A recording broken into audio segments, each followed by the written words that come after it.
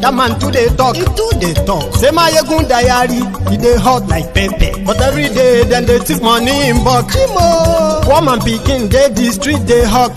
Still them talk say make we no talk, but thank God say Maiyegun don come. So my people make you let go, yo yo. Maiyegun don come, oh yo yo.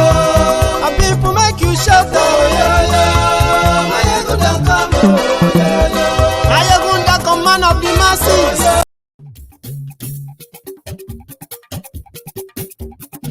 Maiyegun la wa mo, la mo do do do do.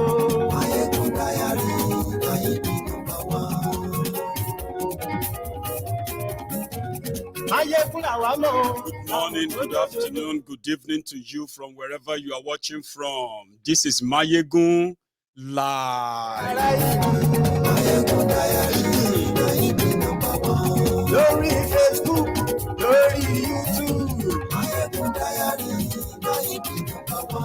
Gbogbo bó ṣe ń lọ ni Maiyegun já wa sí. Maiyegun diary, Maiyegun number one. Àṣírí ọ̀jẹ̀lú kì í bò níbẹ̀ o.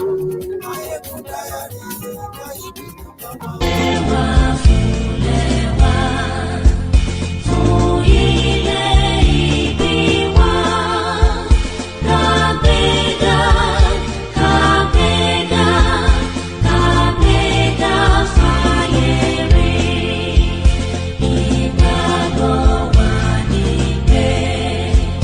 Má sì bẹ̀rù làbọ̀wọ̀. Ká ṣiṣẹ́, ká ṣiṣẹ́, ká ṣiṣẹ́ ká dọ́là. Ìṣọ̀kan tòmìnira ní kẹ́jẹ́ ká máa lépa. Tẹ̀síwájú fọ́pọ̀ ire àtòhun tó dára. Ọmọ Oòduà nìyẹn. Bọ́ sí ipò ẹ̀tọ́ rẹ̀. Ìwọ ni ìmọ́lẹ̀ gbogbo adúláwọ̀. Ó sì tún ṣe eré wàá gbọ́ níbẹ̀ o. Thank you, thank you. Maiyegun diary, diary Politico. Maiyegun diary, Maiyegun number one. Godfatherism, kò sí lọ́rọ̀ Maiyegun. Maiyegun diary. Share this broadcast, invite your friends, invite your not so friendly friends, and tell them that Maiyegun is live. Oloye, Sunday, Igboho, Sunday Adeyemo, Igboho will be joining us in the first part of this broadcast. Call it an emergency. Something is brewing, and you would want to be one of the first to know about it. So share the broadcast while we wait. Àní ẹ̀sùn ra kì í. Maiyegun ti dé. Maiyegun ti dé. Ọ̀jẹ̀lú ẹ̀sùn ra kì í. Maiyegun ti dé. Àní ẹ̀sùn ra kì í. Maiyegun ti dé. Lórí Facebook. Maiyegun ti dé. Àní ẹ̀sùn ra kì í. Maiyegun ti dé. Lórí YouTube. Maiyegun ti dé. Àní ẹ̀sùn ra kì í. Maiyegun ti dé. Ọba bá gbé wúrẹ́. Maiyegun máa wí. Àní ẹ̀sùn ra kì í. Maiyegun ti dé. Ijó ìgbádìyẹ. Maiyegun máa wí. Àní ẹ̀sùn ra kì í. Maiyegun ti dé. Pẹ̀sìdó bá rúfin o. Maiyegun máa wí. Àní ẹ̀sùn ra kì í. Maiyegun ti dé. Kí gómìnà kówó jẹ. Maiyegun máa wí. Àní ẹ̀sùn ra kì í. Maiyegun ti dé. Ọlọ́pàá tí ń darí bá. Maiyegun máa wí. Àní ẹ̀sùn ra kì í. Maiyegun ti dé. Aṣòfin tí ń rúfin o. In case if you don't know, last year, a court gave a judgment against Nigeria DSS for invading Oloye Sunday Igboho's house. And they killed 2 people, destroyed the property, and they kidnapped 12 people. That exercise last year, which was to, in fact, assassinate Oloye Sunday Igboho.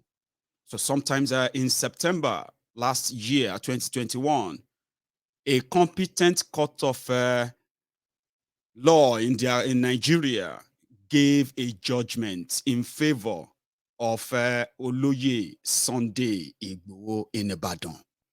That judgment was to say the action of the government of Nigeria, the DSS, the Daura Secret Service, invading the house of a citizen who has committed nothing just because he called on the people to rise to the increasing insecurity and protect ourselves. It became a target of that government. So that court condemned it and awarded a whooping sum of 20 billion naira as damages. And from that September 2021, the government of Nigeria, when they came to defend that in court, the DSS said Nigeria is broke. They cannot afford to pay Igboho 20 billion naira for what they did to him. That they should give them time. Guess what? Now, as you are watching this video, the effort now is to use another judge. And this is coming 9 months after that court judgment that they failed to appeal. And they only had about 90 days. Now, calculate it. We are talking about over 270 days. Normally, it is illegal. But in Nigeria, illegality is legal. Abnormality is normal. And I remember that, if you all remember very well, the reason why we all came into all of this is because of the way the legal team of all of our brothers and sisters are being persecuted by the system in Nigeria. How we feel like their legal fight is not really coordinated enough to fire back against a system that managed to believe that believes that they could get away with murder. But you see that Ibadan judgment is about to go to the bin. A court, now they are appealing. And this time around that they are appealing, the Daura Secret Service that claimed that they had no money, from the report, they now have over 5 senior advocates of nonsense to prove the law and said that Nigeria does not owe Oloye Sunday Igboho money. And in fact, they want to reactivate the wanted, their wanted message.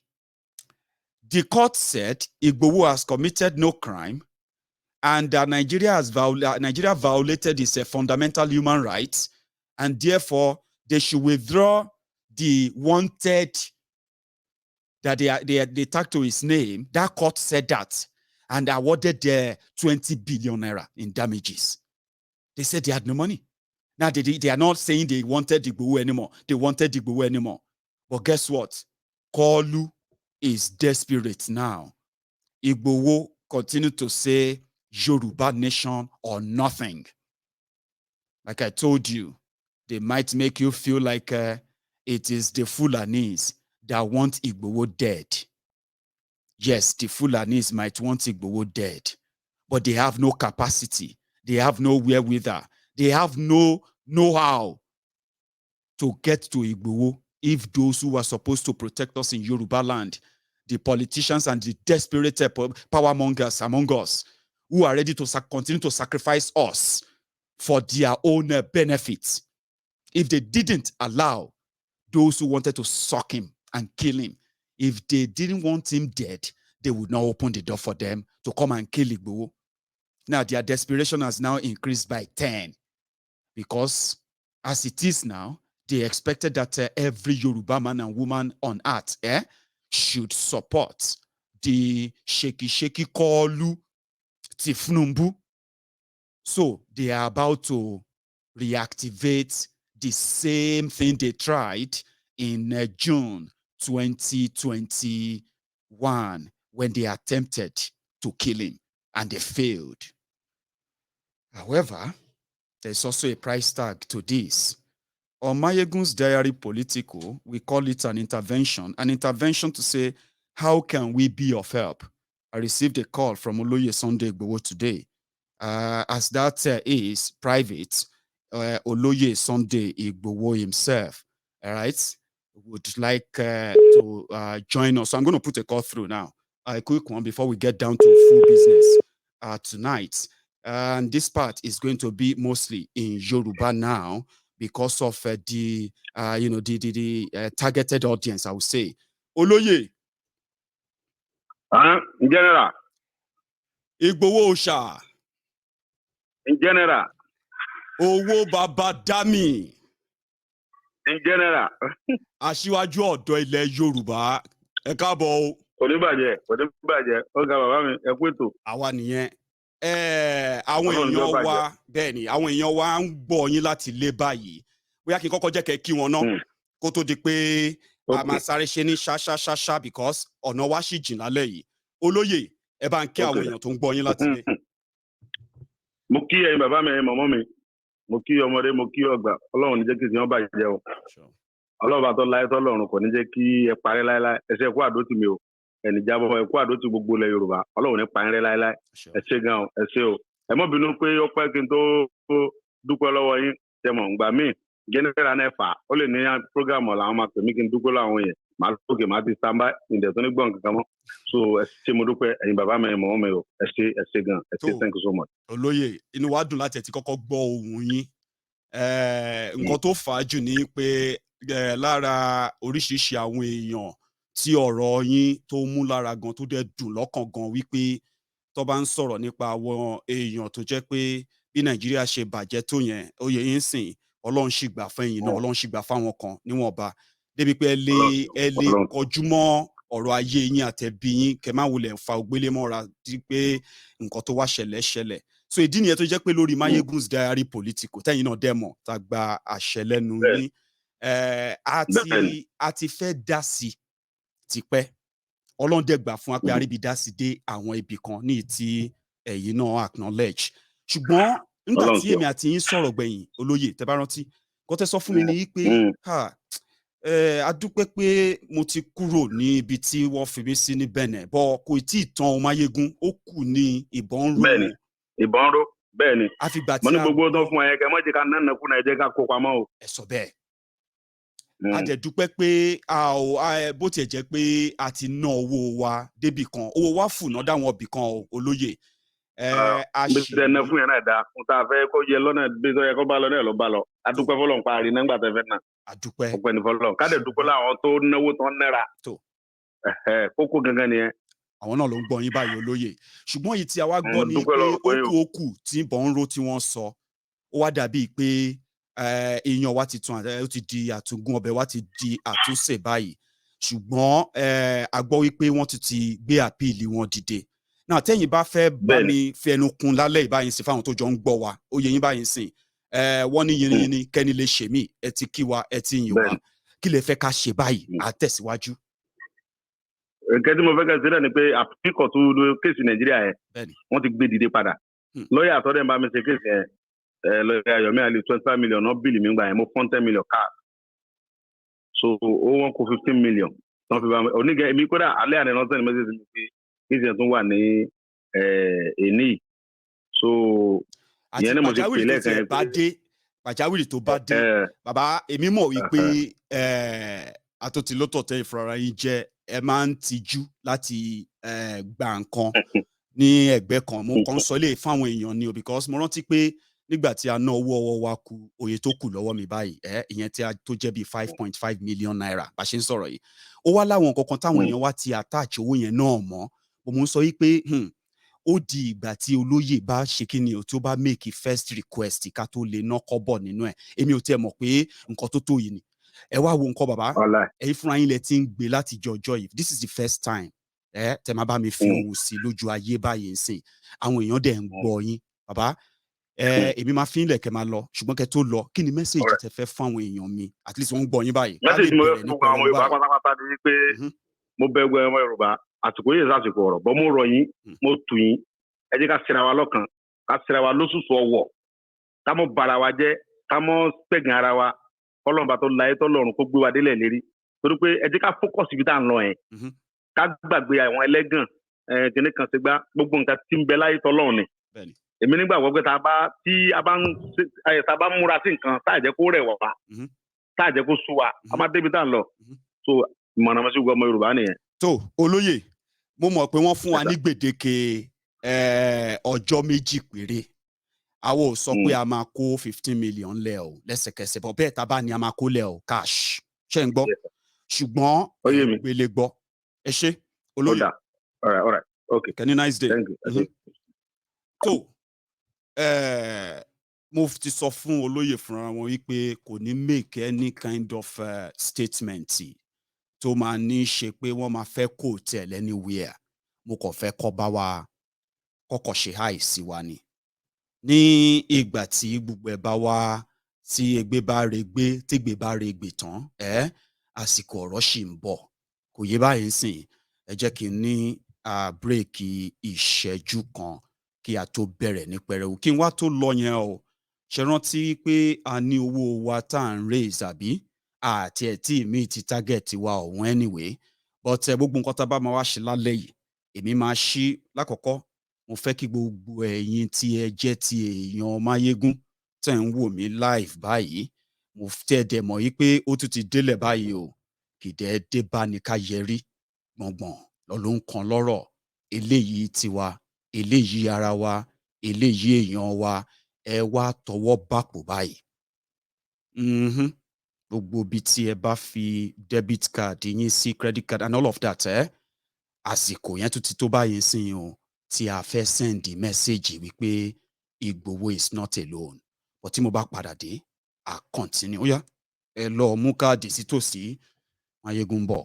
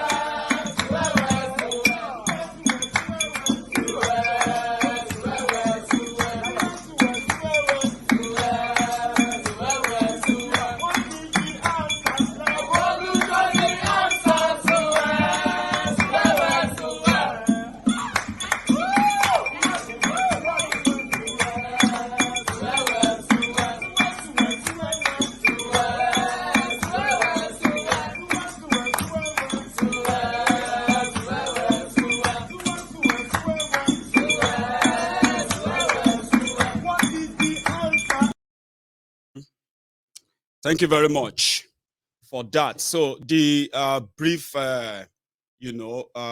phoning of Oloye Sunday Igboho is just to say thank you. I apologize to some of you who feel like it should be longer and possibly it should, extend this thanks, even in English and all of that. Of course, there will be time that he's going to do that. So all he did was to say thank you to all of you, especially on Maiyegun's Diary Politico. On this platform, he's been almost everywhere before now anyway. So it's to say thank you, especially for standing up, speaking out, speaking up, organizing, mobilizing, and fundraising for all the causes that has to do with the Yoruba nation struggle as we speak. So he's grateful. He's always been. There's been so much going on in the background that, like I said, we will remain focused to what we want to do. So what they are doing right now, for your information, is this.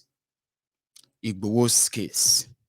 Somebody who sued the government of Nigeria for the violation of his fundamental human rights, just for asking for the Yorubas and the Yoruba political leaders to stand up and defend the Yoruba land, defend the Yoruba people.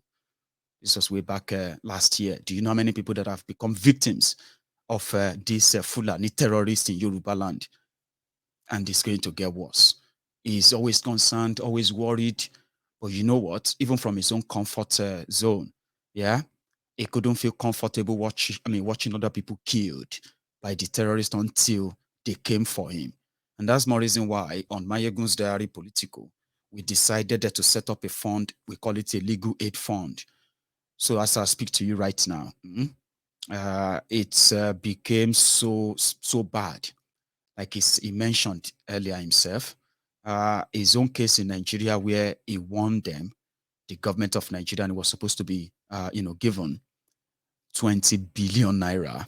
We knew they won't pay the money, but we just didn't know that they were going to continue, right, to hunt him, chase him. So the threat that is currently at our doorstep before they ever get closer to him is to what? Is to first keep the legal team, the ones that actually got the judgment in the first place, keep them completely busy in their courtroom.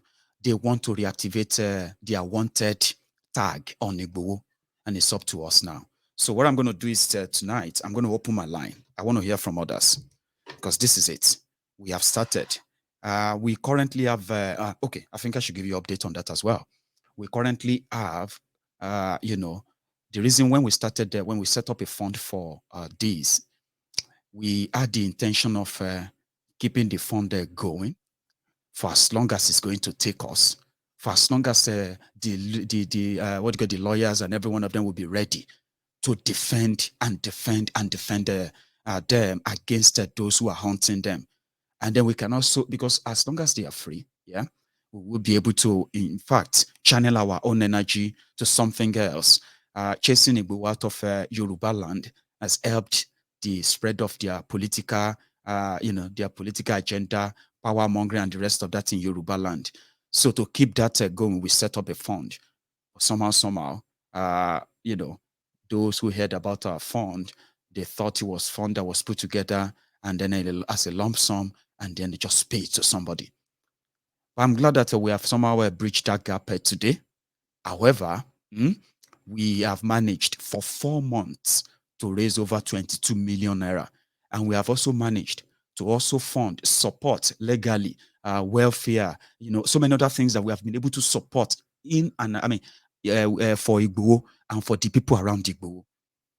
And upon all that, we are still able to keep over 5 million naira balance. So our last balance, when we had our last chat, was 5.6 million naira. But we had all this attached to one or two things that we could have spent again this month. But we had an agreement that before we spend any money any month, we must prioritize Oloye Sunday Igboho's need. Somehow he didn't ask for anything this month. He just kept it quiet, or probably just, like I told him on the phone earlier, he just never really feel comfortable asking for. Then the lawyer came on today and they said that they've known the plan. And as usual, the Nigerian style, we need, and we can no longer just keep, working for free. You are supposed to have paid us and the rest of that. That is how we come in again. So our money that is attached, remember, from our money, we're supposed to give 2 million naira to, to the leader of IPOB, remember? And we decided, okay, in order not for us to just empty all we have, we can go in part by prioritizing, few things. Remember, but this time around, we would have to put all our money into the same jar again now. Every other priority we have to wait, and then we see how can we get more, can we raise more, and that's what we're going to do now. I'm going to start taking calls, and at the same time, check your screen, check the comment section. Remember, supporting, contributing, and donating is voluntary. Nobody is asking you to give what you don't want to give. Don't give when you don't believe in it. It is voluntary. If you pick out your card and you make any contribution right there, right, it is because you want to do it. Now we're going to start. So first I'll take the first call, then I'll continue taking calls, which is going to be your contributions going forward. There's one thing I want to add as well. Sorry, my caller. You see, if everything had worked fine as we were planning to, progressively build this kind of, financial war chest to support everyone that might come under the hammer of the of the Fulani hegemony called rigged system in Nigeria, that they could have something to fall back on. But unfortunately, the fifth columnist, they came in between and they broke it so down that look at us today. Yeah. Even though we have millions, but we also have limitations too. If we had spent all our money, the first month we started raising the money, imagine what we'll be talking about today. So I've told Oloye, I said, I'm going to throw this open to everyone. It is our money. It is my money. It's your money if you are a donor. And if we are going to contribute more, it's up to us. If we are not going to contribute more, it's up to us. Whatever we come up with at all, whatever it is at all, like I told him earlier, we'll hand it over. And hopefully when we start our Yoruba Rescue Fund, we would have enough resources to fight things like this. So yeah, sorry, my caller, for keeping you waiting. Hello there. Hello, Maiyegun. Hello, sir. Maiyegun, this is Sade from Texas. Sade from Texas. Maiyegun. Sir. Bàbá gbé kíní owó yẹn síwájú kíní tí a ká máa wò. Okay. For this week, let's and contribute. Okay. Lọ́wọ́lọ́wọ́ báyìí ṣe jẹ́ ká sọ pé a wà ní 38. Well, ẹ jẹ́ n gbé sójú screen. Ẹ̀yẹ́ máa sọ̀rọ̀ tí yín lọ anyway. Maiyegun, we're going to fight back. We will fight back. We will. We will fight back. This is our fight. Yes. Olórí burúkú ni wọ́n. Mi ò ṣiṣẹ́ kóòtù, but mi mọ̀ pé after 90 days. After 90 days that you can appeal. And this is almost a year now. 270 something days. So, and country, country. It's up to us. I'm appealing to my people, please. And your team respond already. Came to share anything. I have to say, we were somewhere around 700, right? We are over 900. So yeah, let's keep it coming. That's what we're gonna do for the next 2.5 hours. It's up to us. Yes. Whatever we come up with, it's up to us. Yes, tonight. Maiyegun and throughout this week, Maiyegun. I've told him. I said he should give us till Friday. Whatever we can come up with. If we are going to, we know we have something on ground, right? But we are not in a culture of spending all our money. So if they want to empty us now, that will be our own judgment. You get what I mean now? So, but if we can make more, it's up to us as well. Whatever we can get between now and Friday. Maiyegun will fight back. I know. Fight back. There. Some of us, this is the Thursday, Friday, Katoa paid. And I know that. The Friday, budget 10 million, budget anything tabani, right? I pay ni deposit, but I'm a raise owó yẹn. Alone 15 million naira, sir. Yes. Olórí burúkú ni kọlu, wọ́n sì fọ́ glass mọ́tò ẹni, wọ́n sì máa padà anything. Inú ń bí àwọn èèyàn lọ́wọ́. Wọ́n ní the only problem tó ní sìn ni wípé ariwo Yorùbá nation yìí. No, it's going to be threat to them. You don't run on them. Tó náà wò ní lọ sí east, ó náà wò ní ìdìbò àwọn Igbo. Ó ń sọ, ó ní di wọn. But in Yorùbá yìí sí anybody tó bá ti sọ pé Yorùbá nation, wà láìtàlá, the problem, Maiyegun, who observe kini kan. Look at what's going on in Ekiti. Every gbogbo vote tó wà ń bẹ̀ kò pé 300,000. Àwọn èèyàn ti ń gbọ́. Apathy tá à ń sọ pé àwọn èèyàn go ní interest láti vote ṣe get. Now Ibo Ekiti èèyàn over 700,000 I mean over 900,000 ló register ṣe get. Now over 700,000 ló gba káàdì wọn tó ń sọ PVC wọn yìí. Nígbà tó fẹ́ ṣe ọ̀rọ̀ ìbò wọn yìí, only about 400,000 ló wá fún accreditation. Gbogbo ìbò tó dé pátápátá less than 400,000. Àwọn èèyàn ti ń tọ́ díẹ̀ ní stop. wọn ò lè stop lẹ́ẹ̀kan better and stop. I know. Àwọn èèyàn ti ń gbọ́ díẹ̀. You gonna see what's gonna happen in Osun. I know. So díẹ̀ ni tó bá lọ wo ìkan tó ṣẹlẹ̀ lẹ́kìtì almost 500,000 600,000. Mi ò dá síbò yẹn rárá. Ìṣẹ́dá kò yẹ pé those people don't exist or they are not interested, and since they are not interested, àwa lè convert wọn sórí ọ̀rọ̀ Yorùbá nation. That's another thing. Of course, we are winning bit by bit. So káwọn èèyàn ìjọ ọmọ wọn appeal sí everybody ni ẹ má jà sí mi. Lè win ilẹ̀ kan náà. Bẹ́ẹ̀ ti díẹ̀ ni 70%, 60%, 50%. Before 2023, ẹ̀rí kan tó máa ṣẹlẹ̀. Ẹ̀rí kan tó máa ṣẹlẹ̀, àwọn èèyàn ti ń gbọ́, àwọn èèyàn ti mọ̀ nǹkan tó ń ṣẹlẹ̀. So Maiyegun, just go ahead. Ẹgbẹ́ kìíní yẹn sójú kìíní program. I'm on it. Wà lójú screen already. Àwọn èèyàn dẹ̀ ti ń respond. Thank you so much, sir. Ẹgbẹ́ sínú comment. There is also PayPal. Ẹ jẹ́ kí n tag kí n pin it. I'm going to pin it. Thank you, sir. Yeah, thank you, sir. All right. So now I have another person on the line, but just give me a moment. I'm trying to look for that comment so that I can pin it. But if I can't find it, I'll repost it. Good. Hello there. Good evening, my brother. Good evening, ma. How are you? Hey, not bad. Akuche. Àwa nìyẹn o. Ẹ̀rí mi tó fẹ́ gbà yọ sí wa o. Kò tuntun. Ọmọ tó ní ìyá àwọn ò ní sùn. Òun gan náà ò ní fojú korun. Eléyìí tá a ti jọ kẹsẹ̀ bọ̀ yìí, no going back ni. Ariwo Yorùbá nation tó ń fún wọn lẹ́fọ̀rí yẹn. Ó máa fún wọn lẹ́fọ̀rí ju bẹ́ẹ̀ lọ ni because I refuse láti padà. No. Gbogbo eléyìí tí wọ́n ń ṣe yìí ní ìsìn ara ṣe ọwọ́ Kọ́lú ni. Obviously.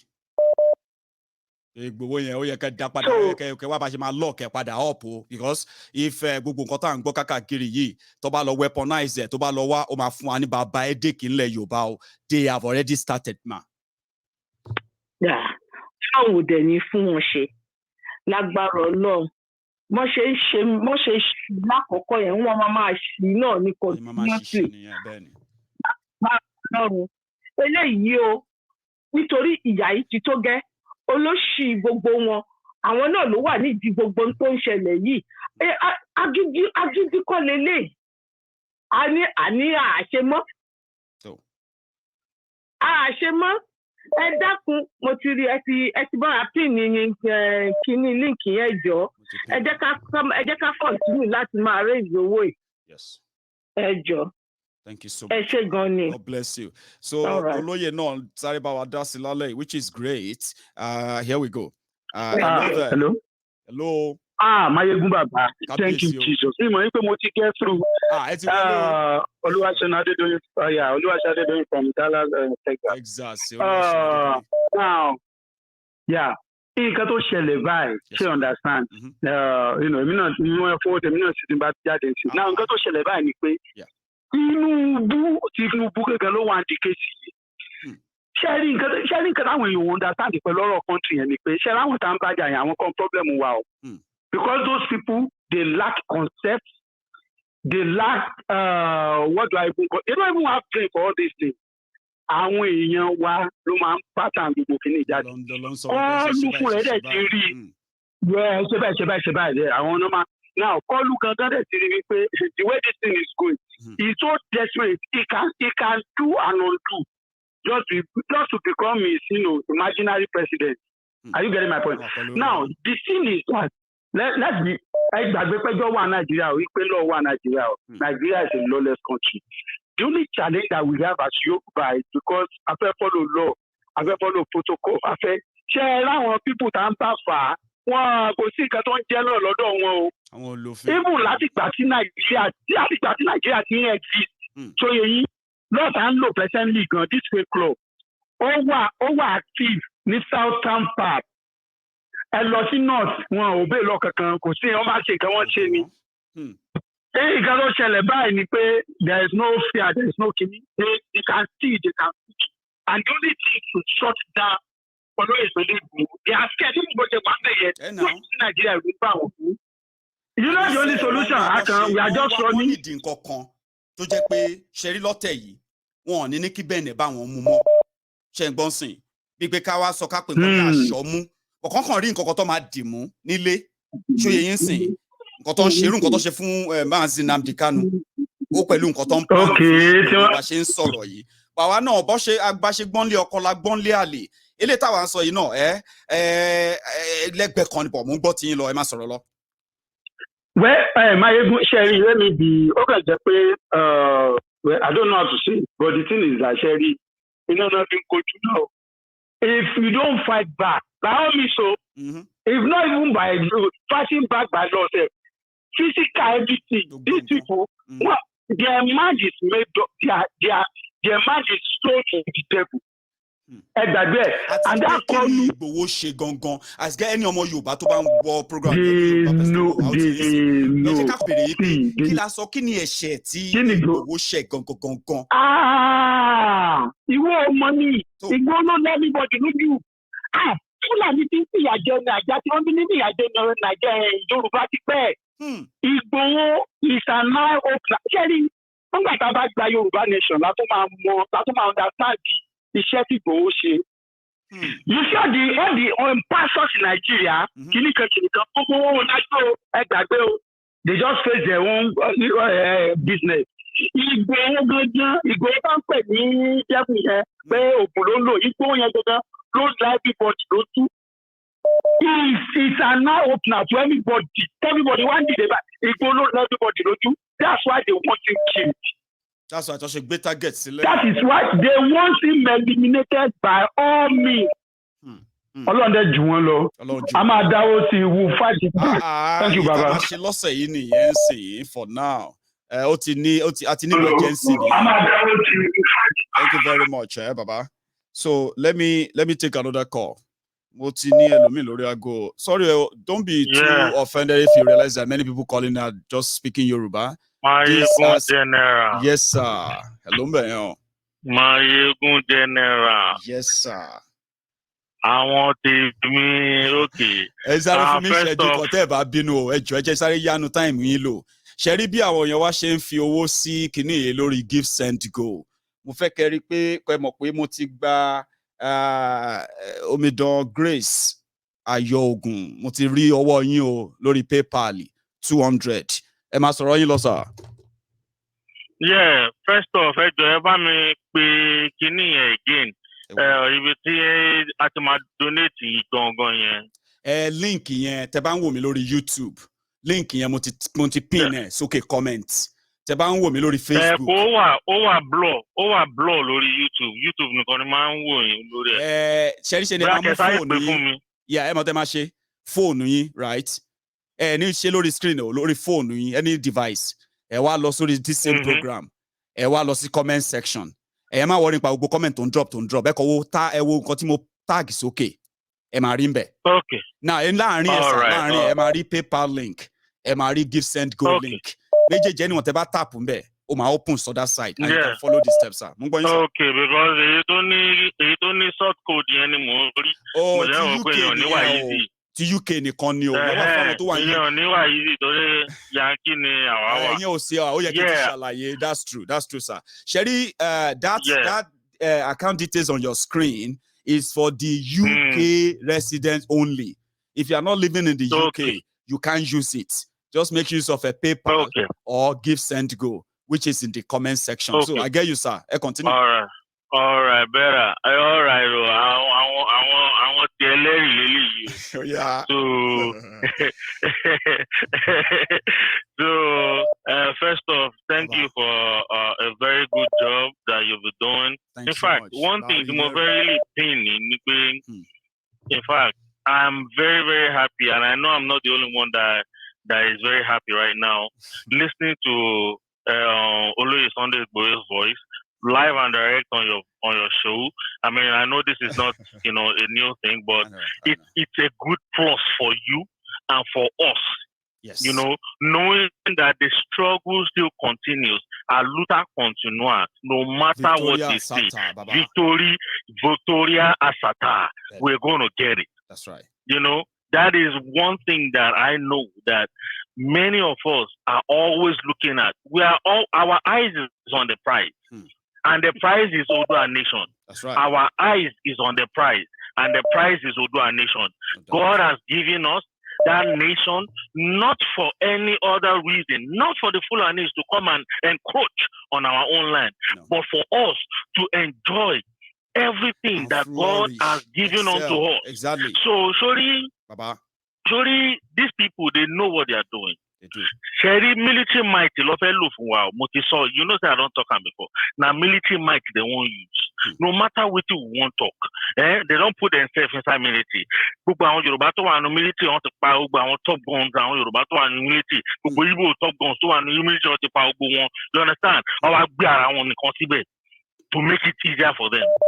Go into every military parastatus, every military or paramilitary parastatus. You will see that they are the ones that are the top ones there. So they are the ones that are always going to be giving those, commands.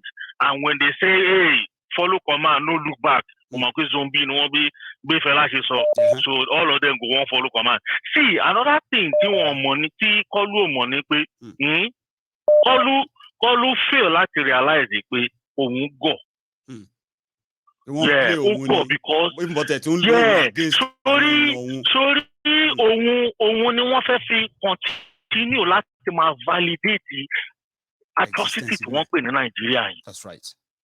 Continue to validate the atrocities in Nigeria. And Oloye, greed. Let me tell you something about greed. Tell us. Greed covers your eyes. The other side. You only be looking at that side. My brain because greed there to cover so they will not think about the other side. Exactly. They are not thinking of the other side. Why not? One team, then will be on Tabiola Loto. Then will be on Paro for Awolowo Loto. Awolowo to Batiba Shegway. My worry, I'm a fool, and anything can go. Awolowo at the end of the day, want to bad down on it. So, gbogbo nǹkan tó ń ṣẹlẹ̀ láti ayé àtijọ́ ṣé ìwọ ló wá rò pé orí tẹ ló ti máa dúró even tó bá gbé president fún wọ́n máa poison kọlu ọmọ ìlú wọn ló máa padà wà ń bẹ̀ ọmọ ìlú wọn ló máa padà ṣebí nǹkan tí kọlu náà plan fún wọn náà nìyẹn tẹ́lẹ̀ pé bóyá tó ti wọ́n ti sẹ́ẹ̀tì náà up ń sin náà wọ́n fẹ́ wo bóun náà ṣe máa dúró out of it now. So now wọ́n láti drag gbogbo ethnic nation, the whole nation, or drag going into one selfish ambition in your country. Exactly. Selfish ambition. So the long and the short of the whole thing is, as it is, Kolu validate the atrocity to one queen in Nigeria. For people that don't know who we are calling Kolu is Tifnubu. Tifnubu is the one we are calling Kolu. Incoming president. Exactly. And screen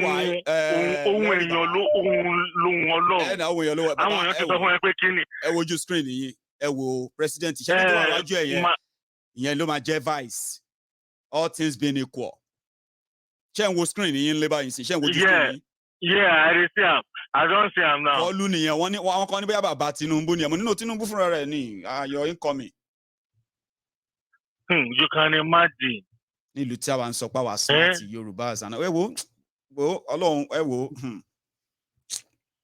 Ọlọ́run á ṣàánú. Then Baba Sunday Igboho mo tẹ̀ like yín because akínkanjú èèyàn ni èèyàn tó jẹ́ pé wọ́n ń wò ó pé irọ́ ni tá bá ti fi gìlìgìlì tá bá ti fi lágàlagàlagà ó máa jábọ́ ó máa bọ̀tọ̀ Ọlọ́run ló gbé yín síbẹ̀ bàbá ẹjọ́ nítorí Ọlọ́run gbogbo support táà náà ni a máa fún yín kò yé yín bàbá Bánjí Akíntóyè Kẹ̀dẹ̀rẹ̀ náà mo dúpẹ́ lọ́wọ́ yín mo dúpẹ́ lọ́wọ́ àwọn bàbá yẹn because láì sáwọn bàbá yẹn àní ní hope ní hope. I'm telling you the real truth because Kolu ni gbogbo àwọn ọba ń wò Kolu ni gbogbo àwọn òpónú senator ń wò Kolu ni gbogbo Kolu ṣáà ni gbogbo wọn ń wò kọlu ló ń pàṣẹ fún wọn kọlu ti tọ́lọ́run lórí wọn. wọn ò kó bóyá kọlu máa ṣe nǹkan fún Yorùbá o wọ́n ń wojú kọlu torí nǹkan tó máa jẹ́ bẹ́ẹ̀ tí kọlu bàbá gbàgbà sórí kọlu òrí ti wá ro wọ́n pa àwọn èèyàn ní gògó ní gàngán kò lọ o wọ́n pa àwọn èèyàn níbí kò lọ o nígbà tí wèrè rẹ̀ wá rí pé òun fẹ́ ṣe presidential ambition ó wá pa àwọn èèyàn ní Ọ̀wọ̀ ó wá sáré lọ ó ń gbọ̀n débẹ̀ ó wá sọ pé tí wọn bá ti nà ẹ́ wàá padà wá sílé ilé ìwé wo ló ń bọ̀ kò ní dá fún yàrá yàrá báyìí ilé wo ló ń bọ̀ níbo ló ń bọ̀ àwọn èèyàn tó bá sọ pé àwọn fẹ́ gbà orí wọn ò pé because if you say you are accepting somebody that when you need help just like Jesus Christ said pé when I needed you where were you àwọn ni Jésù àárẹ̀ tó wá sọ́dọ̀ wa ó nínú ẹni tó ń tọrọ lọ́wọ́ ẹ̀yìn èmi ni ẹni tó béèrè omi lọ́wọ́ ẹ̀yìn èmi ni ẹni tó béèrè oúnjẹ lọ́wọ́ ẹ̀yìn èmi ni ẹni tó kọlẹ̀ kún ẹ lóru tó sọ pé ìjọba mi èmi ni so kò dìgbà tẹ́mi Jésù bá wá síwájú ẹ̀ láti sọ fún ẹ pé èmi nìyí o èmi ń pa mí torí pé kí ni exactly so àwọn èèyàn kí wọ́n jọ kí wọ́n lajú wọn sílẹ̀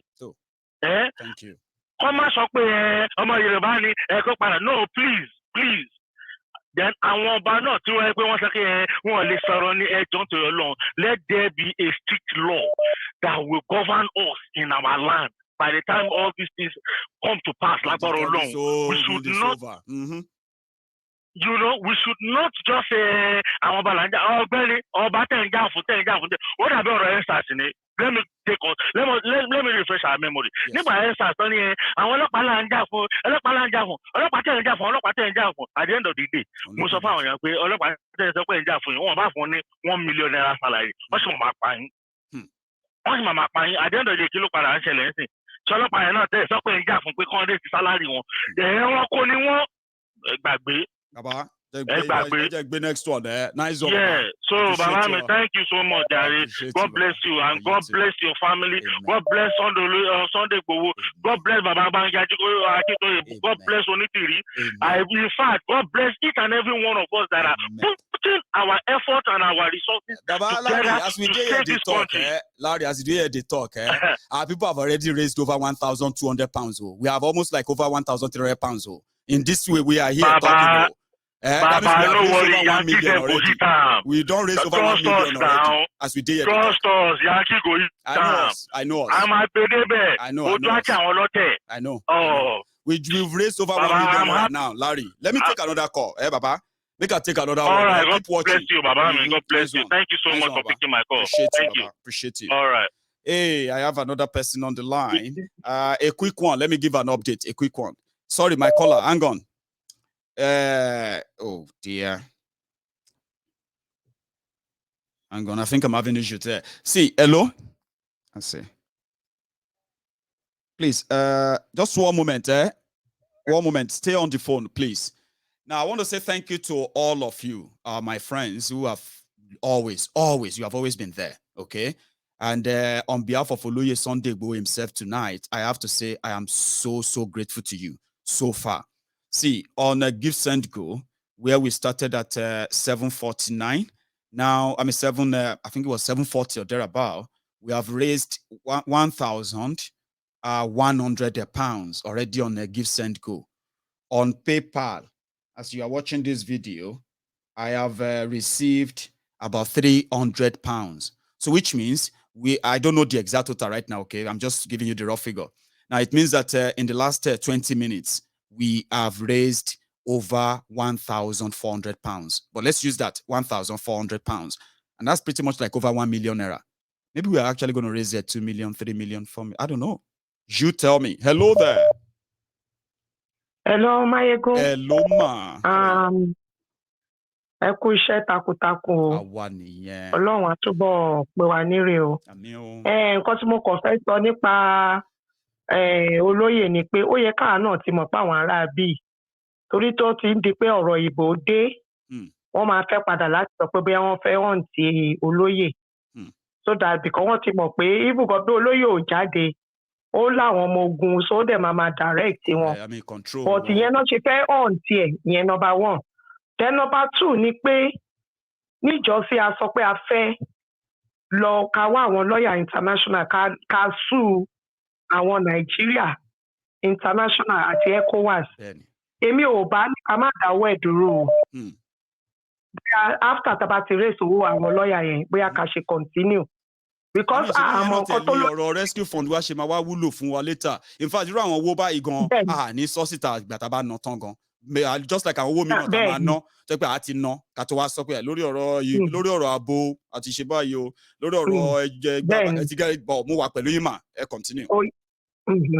So ẹ jọ̀ọ́ torí Ọlọ́run ẹ má jẹ́ ká ṣe ní ọ̀rọ̀ ti Nàìjíríà nìkan ẹ jẹ́ ká ṣe bí o ṣe sọ pé a máa ṣe níjọ́sí torí èmi bìlífù pé ìgbà tí a jáde ta sọ pé a máa lọ ECOWAS a máa lọ international tàbí a máa lọ gbogbo ẹ̀ ẹ̀rù bá wọn kò lè ju ọ̀sẹ̀ kan yẹn náà fi release ti Sunday Igboho because gbogbo àwọn lọ́ọ̀yà yẹn náà kọ́kọ́ sọ pé àwọn ò mọ̀ wọ́n máa lo another 6 months ó máa lànà but nígbà tó rí pé a dá owó yẹn a fẹ́ take care of ni wọ́n á release ẹ̀ ọwọ́ tá à ń gbé bọ̀ yẹn pé ọwọ́ yẹn ní agbára but èmi á fẹ́ ká jọ a máa sọ pé a fẹ́ dáwọ́ dúró bá ṣe ní a fẹ́ ṣe tẹ́lẹ̀ yẹn ẹ jẹ́ ká ṣe bẹ́ẹ̀ because tá a bá ṣe bẹ́ẹ̀ ṣe rí àwọn Nàìjíríà àwọn because wọn ò ní kóòtù ní Nàìjíríà yẹn wo ti Àkúrẹ́ yẹn tán ní wọ́n lọ sí kóòtù pé kọ́ máa dìbò tí wọ́n ní wọ́n adájọ́ ò wá tán ní wọ́n wọ́gi lé gbogbo ẹ̀